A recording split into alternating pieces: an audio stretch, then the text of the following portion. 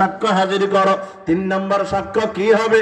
আল্লাহ কোরআনুল কারীমের ভিতরে বলে দিয়েছেন, কিরামান কাতিবিন ইয়ালামুনা মা তাফআলুন। বলেন না, 2 কাঁধে 2 জন আসেনি?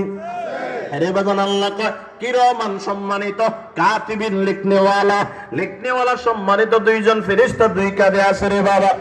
মায়ান নবী বলেন, যখন বান্দা নেকের কাজ করে ডান কাঁধের ফেরেশতা নেকি লেখার জন্য বরাদ্দ করা হলো তারে।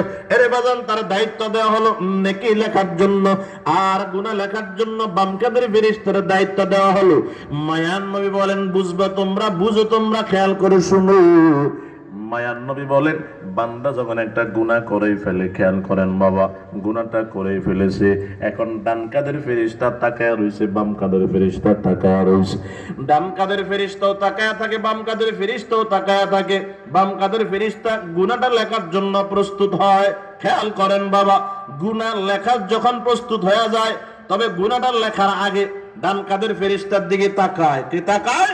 বাম কাঁধ